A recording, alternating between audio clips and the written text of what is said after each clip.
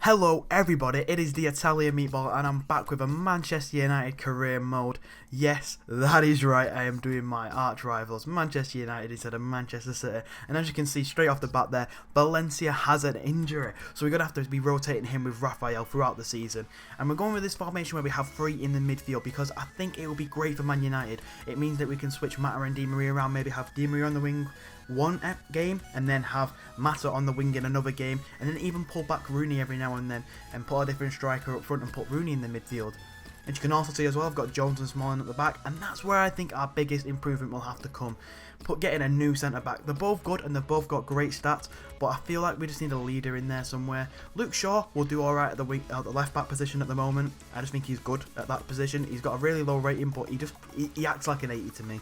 Such a great player. See here on our global transfer network the sort of players that we went for, and before you saw that we transfer listed Johnny Evans and Victor Valdez. The reason for that is Johnny Evans is just pure shite, and Victor Valdez wants crucial first team football, which I can't offer him at the club, so I'm going to have to let him go because we've got David De Gea, and I'd have David De Gea over him any day. Putting a £10 million offer there for Loic Perrin. He's exactly what we're looking for, a brick at the back, leader of men, and 80 rated. We're also looking at Tony Lancashire here. He will go for around roughly 10 million. German, pacer, 78 rated, 24 years old, a great player. But here is my main target, Benedict Hoades, however you want to pronounce it. He can play centre back, left back, right back, and he's 82 rated and a leader of men. One of the other ones that we just want. Here's Memphis Depay. I don't really want him in my squad, I'm going to be honest. He doesn't fit my routine or anything, but I feel like I have to buy him because they bought him in real life. So that's just a signing I'm going to make. If you're not bothered about me making that signing, then be sure to put that in the comments below, because then I probably won't make the signing. Or I'll loan him out and sell him on when he gets higher rated, something like that. But this whole time we're having contract negotiations and they're just going back and forward, back and forward. Atletico Madrid there coming for Juan Mata, just like they came in earlier for David De Gea. I think that was Juventus. But regardless, two of the players that I'm just not going to be selling at all, so they can go do one. But Hoades, all of them just not budging at all on their contracts here. I'm one of the people that try to get down to the nitty gritty, try and get the best deal out of the players, but they're just pushing me to the bone, trying to get the most money out of me at the moment. Up here we come against AS Roma, and Jones takes a man out, giving them a penalty right on the edge, and this is basically handing Roma an early lead. Jones was so clumsy, it's unbelievable, and this just proves how much we need a better centre-back partner with Chris Smalling. I think Chris Smalling is the one that I'm going to keep, and if we compare him up with Hoades later on, then that'll be perfect, because Jones is just clumsy. I mean, he's clumsy in the game and he's clumsy in real life. David De Gea can't really do anything about that. Dumbia shoots it straight past him. We can't be relying on David De Gea like Manchester United do a lot in real life, because David De Gea is great in his own right, but you can't just depend on him for everything. It proves with his clean sheet record. Joe Hart won the best for clean sheet record because of the defence he had, and they don't have that. But Jones here, once again, taking out another man, giving away another penalty. But just before that happened, Luke Shaw got taken out by Rajanai in goal, and you can see here Luke Shaw takes a touch.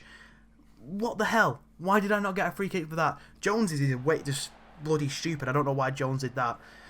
It's crazy. We need Hoades, basically.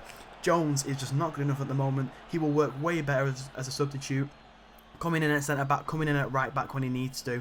But this is stupid, because Roma have already got a 2-0 lead on us now, and yeah, we're south. And right after that as well, hits the woodwork, comes back right in front of the player, and he just poaches it in the back of the net. How unlucky is that? Now we are 3-0 down against AS Roma, Manchester United at Old Trafford. We're supposed to come in, rejuvenate the squad and turn things around, but it's not going well for us. We get a consolation goal with Wayne Rooney, but it's nothing to extinguish the shame of a 3-1 defeat.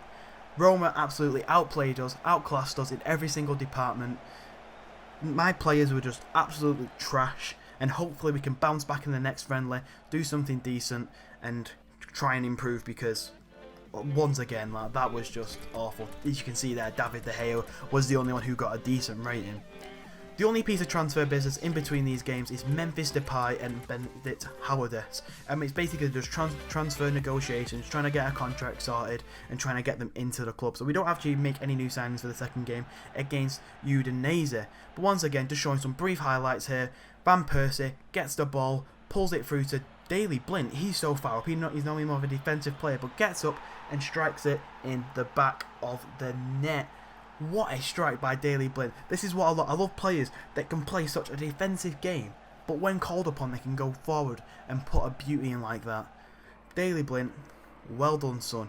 And before the game, James Wilson was talking and saying that he wanted a chance to be rotated into the squad, so halfway through the game I put him on in replace of Van Persie, but we didn't really see much action. All we saw is Rooney make it 2-0, seal the deal basically.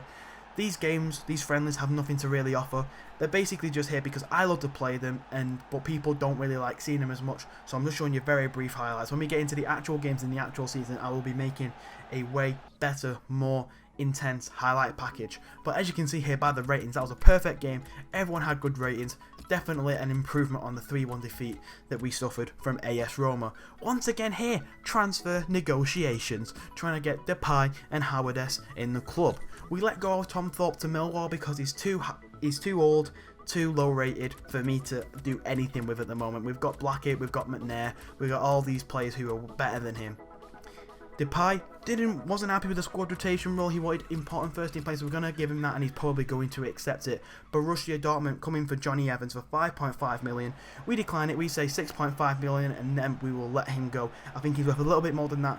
Try and get him for his base valuation, squeeze a little bit of more money out of Borussia Dortmund, but we come up against Cagliari here, and the first goal was a mistake by De Gea, giving it to whatever his face is, I don't even remember his name, giving Cagliari a 1-0 lead straight off the bat. I don't even remember conceding that. That's how much I wasn't paying attention, but regardless, a very bad start to the game, but Di Maria making up for it here with a run, straight into the middle, left foot, and how cheesy was that?